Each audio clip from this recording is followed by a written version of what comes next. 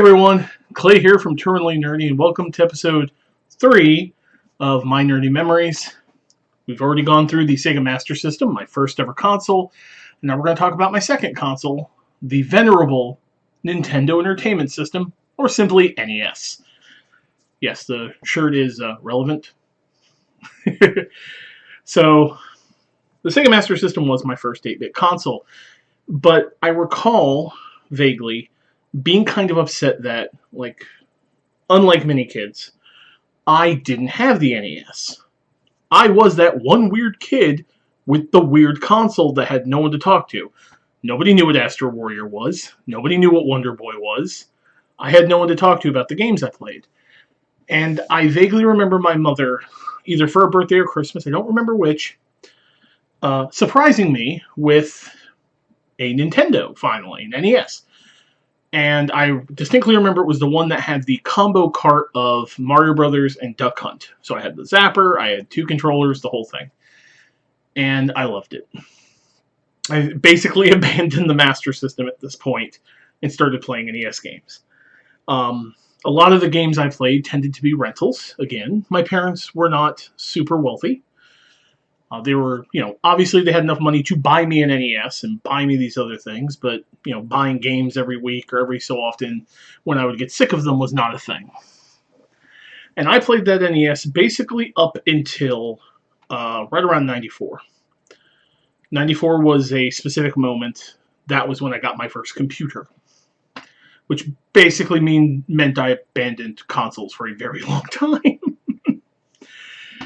I abandoned consoles basically from 94 to 99. So, yeah, I actually I didn't own a Super Nintendo or an N64 or any of that shit. I basically went Sega Master System, NES, jumped to computer, kept on to computer until the PS1.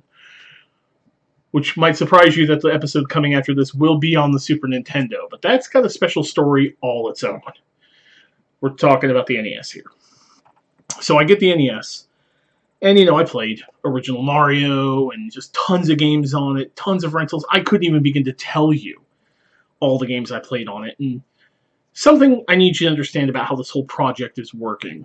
I didn't really explain it in the Master System video. When I sat down to create the lists of games for each of these videos, what I did was I thought about the console and then immediately started trying to recall games for it and basically listed out the first things that came into my head right up until I ran out of things that came into my head. And you need to understand, I have attention deficit hyperactivity disorder, ADHD. I was diagnosed in the 80s. I had it effectively since the 2nd grade, which for those of you out of the country, we have 12 grades, 12 years of school. 2nd grade is what we call elementary school still. That's probably 6 years old. And one of the effects of ADHD is memory. You tend to have really poor short-term memory and really poor long-term memory. This is not helped by the fact that my childhood was not a great one, and I have repressed much of it. So, when I remember games, that means they had a huge impact on me in some fashion. And sometimes I won't even remember what that fashion was. That's another reason I'm going back and playing them for these videos. I want to see if I can remember, by experiencing them again, what made them stick with me. You get it? So the Sega Master System had 7 games out of its huge library, and out of all the ones I ever played, that really stuck with me. The NES has 8. And we're going to start with one of the most iconic ones, and when I think of the NES, this is one that jumped out at me almost immediately. Super Mario Bros. 3. Let's go right ahead and get to the footage, shall we? Alright, so the first game for the NES that we're going to be talking about is Super Mario Bros. 3. Now granted, this is not the first Mario Bros. Game I played on the NES. When my mom bought me the NES, it came with the Mario Bros. Duck Hunt combo cart. So obviously I played some Duck Hunt. Real quick, I was so bad at that I had to do the whole put the gun on the fucking TV screen to hit the ducks. And of course I played Mario. Didn't really like it. Not too much. I still don't. The original Mario is fine, but it is just a platformer. I don't remember when I got Mario 3. I do remember it was after seeing the movie The Wizard. If you are unaware of what the movie The Wizard is, it is this ridiculous piece of 80s cheese, where the entire premise of the movie is this, like, I guess the kid's supposed to be kind of autistic, or Asperger, something along those sort of lines. And his brother, they lost their mom, their dad doesn't know what to do with them, and they start playing Nintendo games, and it turns out the one kid is like a savant at NES games. And they hear about this tournament with this ridiculous prize money, and the kid was always promised to go to California, and this whole thing. So they run away from home, cross country, run into ridiculous characters, including one of the best 80s villains in Lucas. He loves the Power Glove. It's so bad. It's a ridiculous movie. But when they get to the NES tournament, they have to qualify for the kid. He has to play Ninja Gaiden. And I remember the host being absolutely ridiculous in this movie. And then they have to play a game that has never come out, called Super Mario Bros. 3. And somehow, during the course of them playing, and it's like amped up, and there's this ridiculous stage, and it's just an absolutely stupid, crazy idea. Like, the kid somehow finds, like, the warp whistle and all of this crap. It is a ridiculous thing. And I remember seeing that movie and going, I want to play that Mario Brothers, because it looked really cool. And my mom, I think, bought it for me, or I might have rented it, and I played the crap out of it. And surprisingly, playing it today, turns out my platforming skills, which aren't the greatest anymore, are still good enough to play Mario 3 pretty damn well. I played it for 20-ish minutes and got all the way to World 7 out of 8. Mostly because I remembered where the warp whistle was and grabbed it, and was able to just warp to 7. I managed to play through most of it without dying at all, which surprised me. I died, I think, twice, until I got to World 7. World 7 is where they have pipe mazes and things, and piranha plants, and it's just a horrible place, and I hate it. Kind of think what I should have done is kept going, beat World 2, go into World 3, but then World 3 is a water level, and if you don't have the frog suit, it's a horrible, horrible place, and I remember that. And one other thing I remember was World 4 was my favorite, because World 4 is Giant World, so like everything is huge. It's ridiculously cool. The other thing that surprises me is that Super Mario 3 still holds up today. Like, it is a perfectly wonderful platformer. It still works. The movement is smooth, it still looks great. The music is still iconic. I really honestly think that if you've never played Super Mario Bros. 3, and you have any interest in doing so, and you like platformers, you absolutely should, because it's still a great game to this day. Which I can't really say for, like, the Sega Master System games. Those really don't hold up too well, except for maybe Wonder Boy. But Mario 3 is still good. It was also one of the first non-linear Mario games. Like Mario 1, you had to go in progression. You went 1, 2, 3, 4, unless you found the warp zones. But it was stages, 1, 1, 1, 2, 1, 3. Mario 2 was not a Mario game, it was like Doki Doki Panic. Go watch the game story and he goes over it.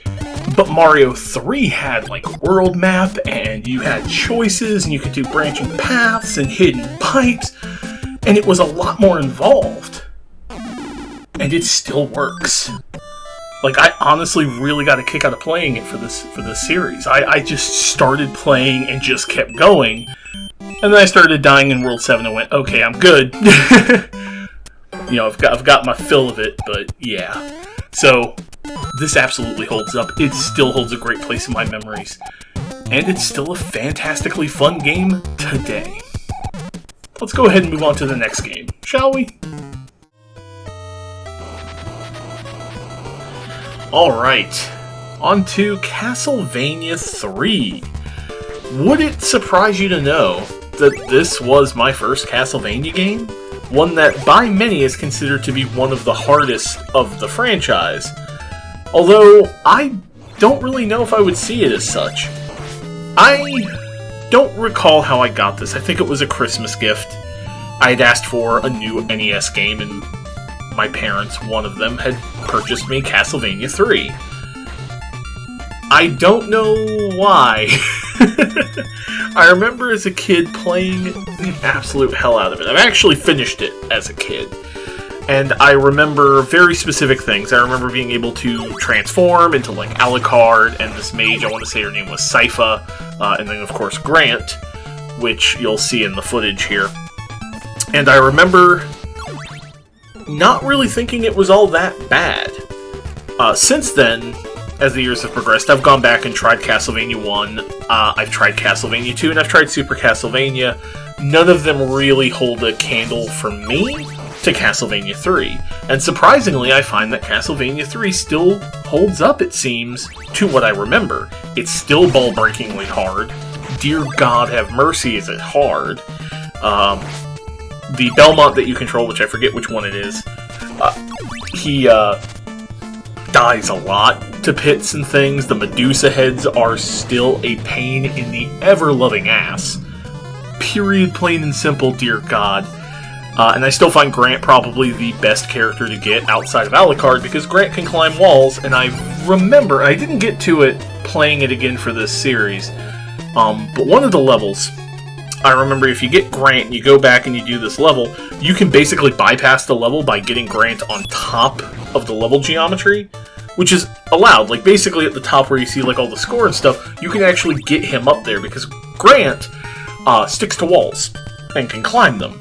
Alucard's big thing is that Alucard flies if you have enough hearts to power it. And I remember Sypha being, like, the wizard, so she's got some, like, ranged attacks, but she was never really all that good. Also, all of the Castlevania games have phenomenal music, but I don't think 3 gets enough credit. These are some fucking jams. I mean, just listen to it. You can hear it in the background here. It is fantastic. I still love this music. And I still enjoy playing this game. It still looks good. It's, you know, it's an 8-bit game, and obviously the Castlevania series as a whole and these 8-bit ones are popular enough that we got the Curse of the Moon and Blood of the Moon, you know, Igarashi things that have existed now, and maybe one of these days I'll go and actually play those. I mean, one of them's got a corgi and a robot. Why the hell would I not? But yeah, Castlevania 3 still holds up. Still a ton of fun. Fuck Medusa heads 100% of the time. I hate them. The clock tower level in this game is full of them. Fuck them. On to the next game. Alright, so time to talk about Mega Man 3. Now, real quick, I'm playing the version that is inside of the Steam release for the Mega Man Legacy Collection. So, I've got some features like saving and stuff that the game didn't actually come with. You actually had to password save. Now, funny story about Mega Man. Some kids growing up were fans of Sonic. Some kids were fans of Super Mario. You know. I was a fan of Mega Man. And Mega Man 3 is actually not the first Mega Man I played. The first one I ever played was actually Mega Man 2. And I actually bought Mega Man 2 with my own money. I had saved up my allowance. My parents took me out to a store, and I was allowed to buy a game, and I picked up Mega Man 2 because the box art was ridiculous. Seriously, go look at the North American box art for Mega Man 2 and wonder what the hell is that. But you'll notice, while there are going to be 2 Mega Mans on this video, there'll be one after this, this is the one that always stuck with me, in addition to the other one. Part of that is the music. Mega Man 3's music is phenomenal. Nothing to say negative about Mega Man 2, but Mega Man 2 had some stuff that really I don't like. Even playing it as a kid, I didn't like it. The specifically Heat Man stage in Mega Man 2 has blocks, that disappearing, reappearing blocks, and then Quick Man stage has the lasers. 3 didn't have any of that sort of stuff going on, which was nice. 3 is also the first Mega Man that I ever finished on my own. Mega Man 2, I actually never beat it until I was an adult. 3, I beat as a kid. Also, 3 has some of my favorite stages in a Mega Man game, but it's not my favorite. That's the one that's going to show up after this in the video. As a kid, though, I always remember thinking Mega Man 3 was pretty cool because it had a ninja. Seriously, Shadow Man is just awesome. Also, his music is the best in this game. Also, you have a dude who's made of skulls. That's pretty sweet. But yeah, it still holds up, it's still hard, and my skills have completely fallen off. I find that Mega Man 3 is actually more difficult now for me, because my reaction time is slower. Unlike a standard platformer, this is a run-and-gun platformer, and because of that, it is much more precise in what you need to do, and my skills have completely fallen off. So... But I do think it is absolutely worth playing. You can pick up the collection on Steam if you wanted to play this one. But that one also includes Mega Man 1, 2, 4, 5, and 6. So you get a whole ton of classic games. But they are hard. All of them are hard. Including the next one. Alright, so we just talked about Mega Man 3. Now let's talk about my favorite Mega Man game, Mega Man 4. And replaying both 3 and 4 have taught me something. My reflexes are nowhere near as good as they were when I was a kid. To actually get through parts of Mega Man 4, I'm playing, again, the Remaster Legacy Collection, which adds the ability to save mid-level. I was using that out of fear. Now, as I said earlier, Mega Man 2 was the first NES game I ever purchased with my own money, my allowance. Mega Man 3 was the first Mega Man I ever beat. And then I got Mega Man 4, and from what I remember, with Mega Man 4, it was one of those trade a game with somebody in the neighborhood. So I don't remember what game I borrowed, or lent them, but I borrowed Mega Man 4, because they had gotten it. It was this really cool. I was like, yay, new Mega Man. And I'm going to have to spoil Mega Man 4 a little bit here. If you care about the story at all, you might want to skip to the next game. Real quick, Mega Man 4 still holds up, still fun. But when I got Mega Man 4, and I started playing it, what threw me off was that the villain wasn't Wily. In Mega Man 1, 2, and 3, the villain is very clearly Dr. Wily.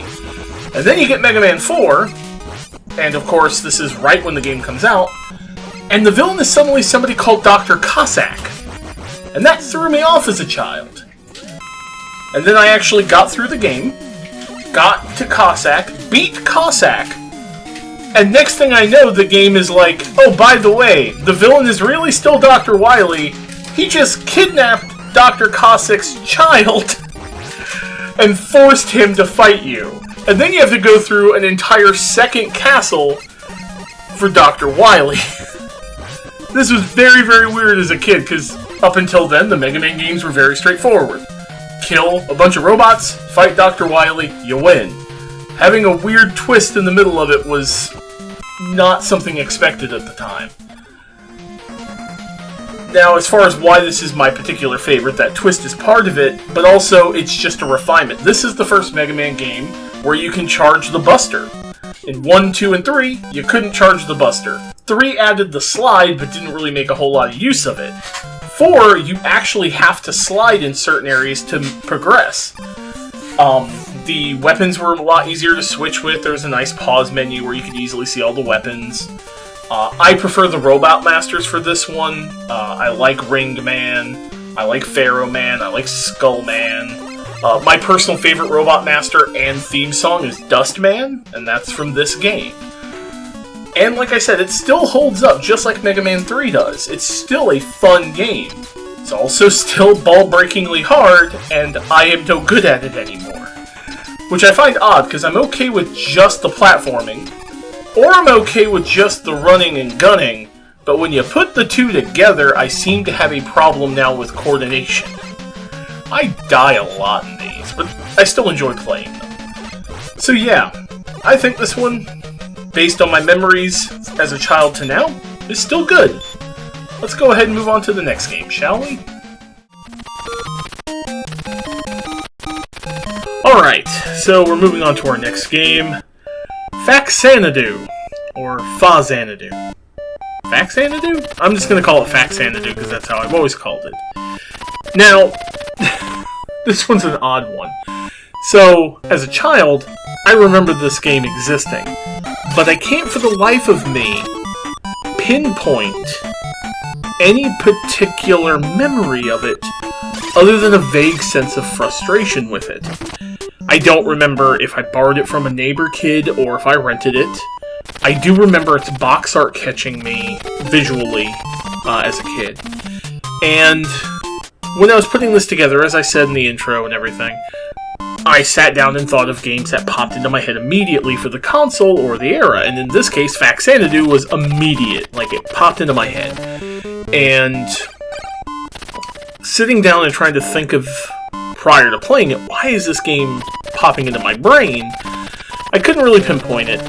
And then I started thinking of some other stuff. So I remember playing as a kid, but another reason I guess this would be in my head is probably about 10 years ago now, I got it in my head to kind of consider retro game collecting as a way to relive the nostalgia of my youth. And in effort to that, a person gifted me a Retro 1, or Retron 1, which is the NES Retron. It's all only NES. They sent it to me, and I thought it was really cool, so I went out, and I went to a retro game store with a friend of mine. We looked around, I picked out a bunch of random NES carts, which included Blaster Master, and another game that's going to be in this video. Spoiler alert, Blaster Master is coming up next. The other game was Crystalis, and then I saw Faxanadu. And I remembered it, but I couldn't recall why. So I picked up the 3 carts, brought them home, and obviously I'm like, okay, we have to play Faxanadu. I don't remember what the hell this is. I just remember it existing and like a vague frustration with it. And we put it in, and the cartridge didn't work properly. We didn't realize it at the time, but all the colors were off. There was weird artifacting. We didn't get very far. We just made fun of it. Basically, Mystery Science Theater 3000 the game while we were playing it. And then we kind of tossed it aside, and I never messed with it again. Until now. And I spent probably about 30 minutes playing it, and I realized why I remember it. This game is bizarre. It's real freaking weird. It's a side-scrolling action platformer RPG. It's an action RPG. What the hell? Like, you have experience points, you have life, you have magic, you have equipment and all this, but without a manual, I'm going to tell you right now, without a manual, playing this game is confusing as hell. I spent probably the first 10 minutes of it just wandering around town trying to figure out how to equip weaponry. I figured it out. I mean, I'm an adult now, and I've played so many damn games, I can generally suss out mechanics. But then the actual gameplay of it does not hold up all that well. It's stiff, like Castlevania, but with a lot less range, and a lot more problems, and a lot more grinding necessary. Like, if you were going to play this, I would suggest actually getting your first weapon, going out, and then just grinding out like 1,000 XP in money, so you could buy potions, you can buy magic, a bunch of other stuff that you're going to need. And then I got to the first boss, and apparently my shield partially blocks projectiles, but not enough to matter, so even though I was blocking the hits, I couldn't get to him because he kept knocking me back, and then he killed me. Could just be an issue of reflexes, I'm not entirely certain, but now I know why as a kid this frustrated me, and I'm fairly certain I must have rented it because I don't think I had the manual, and thus, as a child, I was highly confused by this. Just, whoa, this actually does live up to my memory as a kid of vague frustration, so kudos to you, Faxanadu. Never again, I'd rather play something like, well, the next game. Let's go ahead and move on to that one, shall we? Alright everybody, we're on to the next NES game. This one is a remake, or a remaster, although it's more than that, and I'll explain in a minute, but obviously it's Blaster Master. Now this version is Blaster Master 0, it's on the 3DS and the PC, and probably other platforms, but those are the two I own it on. Now, as far as the original Blaster Master, I remember playing it as a kid. It was a rental. I remember it being a rental because I never was able to rent the same cartridge. So, like, however it saved on the original, I always had to start over. I don't know if it was password saves, and I just never kept track of the passwords because I knew it was a rental, or it was battery backup. I don't remember. But I remember as a little kid playing this game and being enthralled. So, Blaster Master is unique in that it is two types of games on the NES in one cartridge. On the first level, you have the side-scrolling action platformer kind of Metroidvania aspect, where you control Sophia the tank, and you shoot and you jump and you explore these worlds. But then you could get out of the tank, and you could run around on foot, and find these little areas that would suddenly switch to a top-down shooter. Very reminiscent of something like Akari Warriors, or things of that nature, or Commando, I believe. And as a kid, I was used to both of those games types by themselves. Legend of Zelda, sure, it's top-down. Crystalis, sure, it's top-down. Spoiler alert, those are the last two games in this. Legend of Zelda's next, and then Crystalis is last. And, I was used to Metroidvania or action platformers with Mega Man, Super Mario, etc. So having the two of them put together in a game that had a story, although as a child, the only part of the story I understood was I was trying to get my pet frog. Seriously, that's the story of this game. You're chasing your frog. The character doesn't know it's a frog. They just know it's some sort of creature because it's like a whole post-apocalyptic ruined world kind of scenario. And I was just enthralled with it as a child. I could never get very far as a kid. I didn't know what I was doing, and my attention span, having ADHD, was slim to none. So I just enjoyed running around shooting everything and trying to figure out what the hell was going on. It's probably a good thing as a kid I never played Metroid, because that would have driven me up the wall. As an adult, coming back to it, how's the best way to explain this? Up till now, up till this moment, because I record these right after I play the game, I record these segments talking about my thoughts. Most of the games have been played for about 30-ish minutes before I record my thoughts. Mostly because they're arcade ports, or there's something I can do very quickly. I don't need to play Castlevania for an hour to remind myself of Castlevania. Same with the Mega Mans. I played this for about an hour and a half. In fact, the only reason I've stopped is my hands hurt. Because you mash for this game.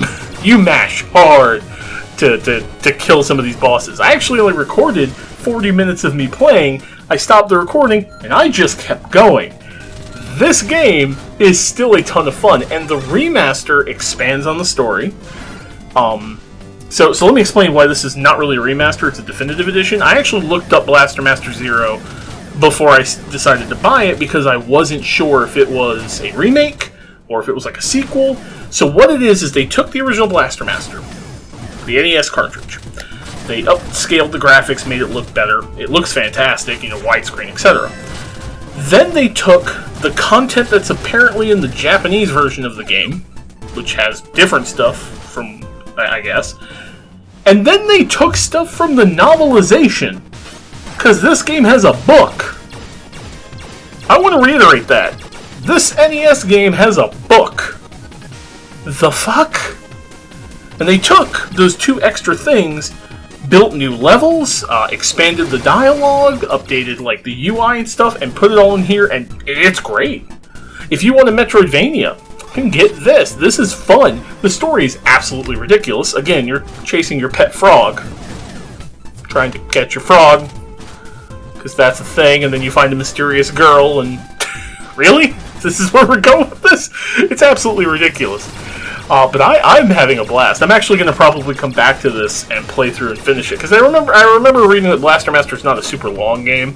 There is actually 2 sequels to this, which is wild to me. So yeah, I enjoyed this. This absolutely holds up.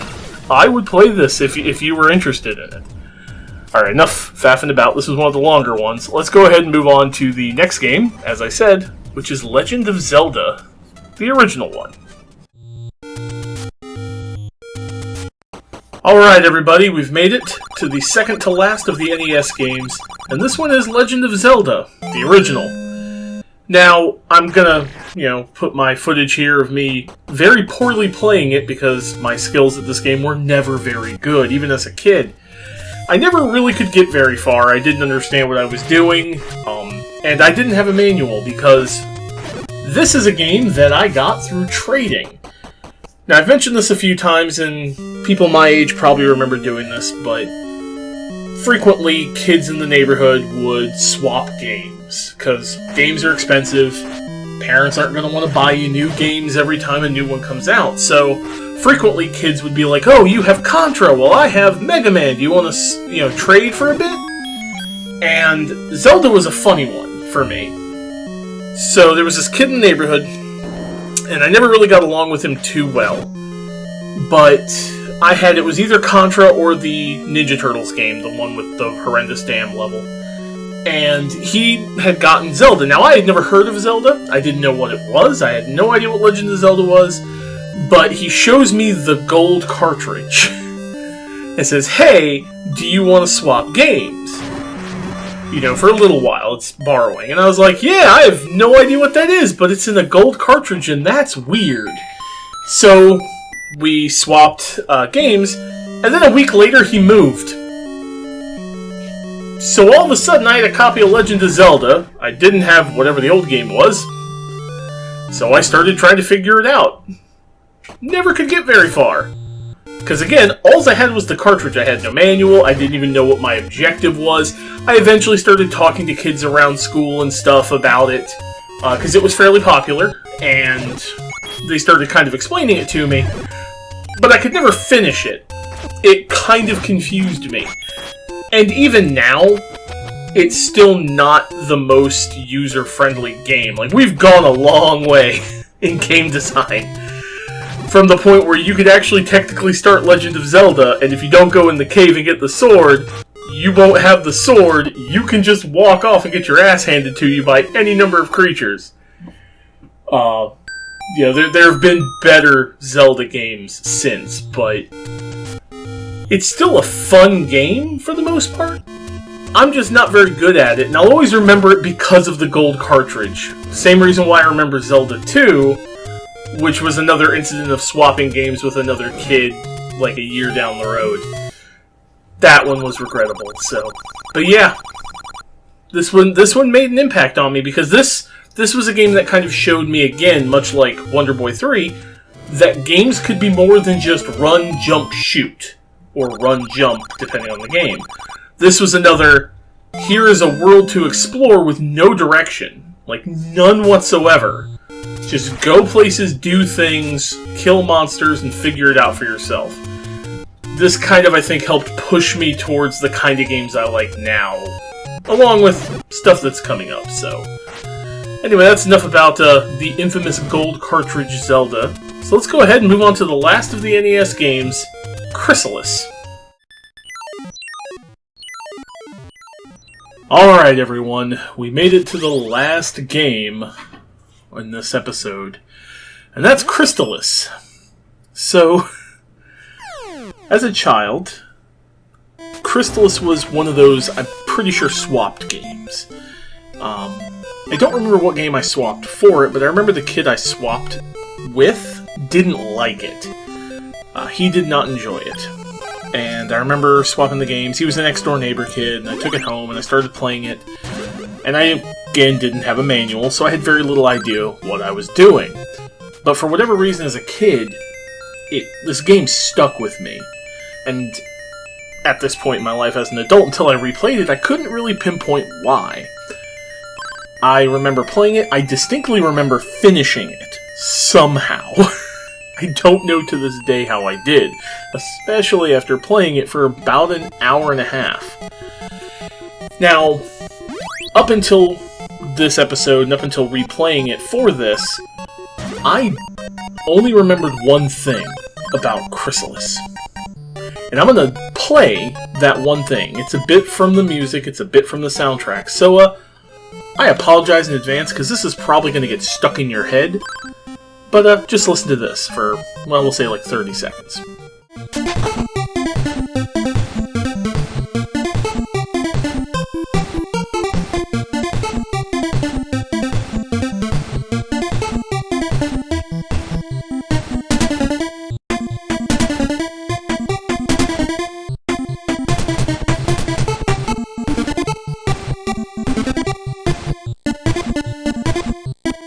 Catchy song, isn't it?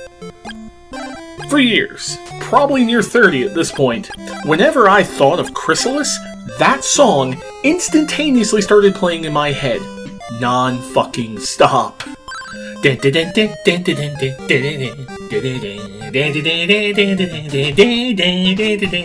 Just endlessly. It's been living in my brain. So, But now after replaying it, I get why Crystalis has been stuck in my head.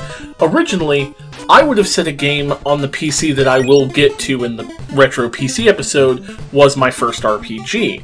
But that is incorrect, because Crystalis is an RPG.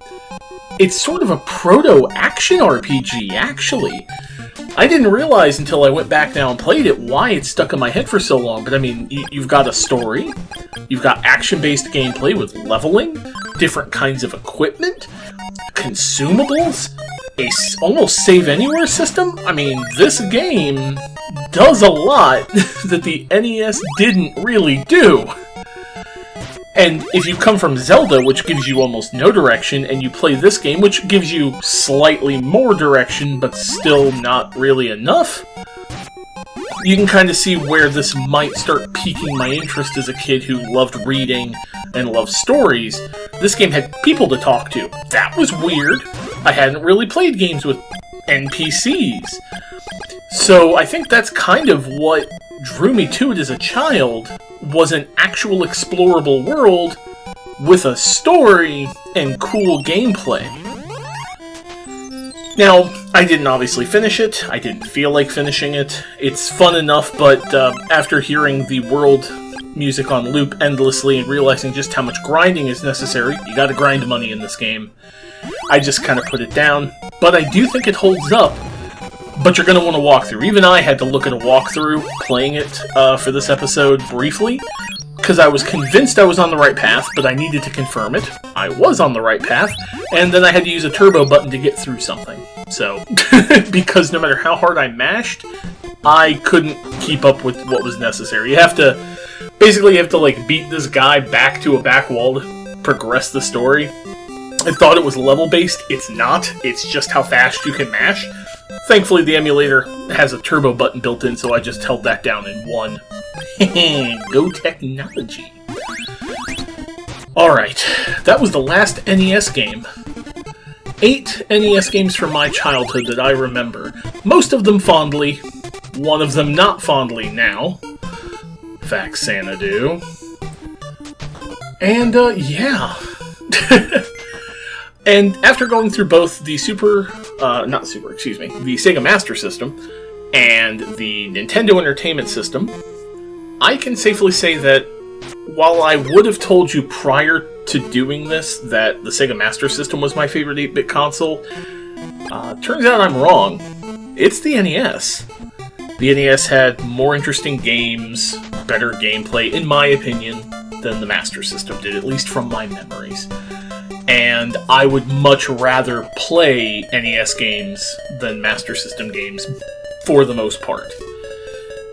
Next up, I'm going to tackle the Super Nintendo, which I have an odd relationship with. There's only 3 games that are going to be featured in that video, and I would love to see some comments trying to guess what 3 games out of the huge Super Nintendo library would have made an impact on me. Each of the games is also unique in that each one is featured at a different point in my life. So it should be a very interesting episode. It's gonna take me a while, because I'm gonna tell you right now, 2 of them are 2 of my favorite RPGs, and there's a good chance I'm gonna get stuck in playing them, so bear that in mind. But as always, thank you so much for joining me on this journey. I want to thank everybody who's, been supporting me for this, and as always, stay nerdy, treat each other kindly, and I'll see you all in the next one, everybody. Take care.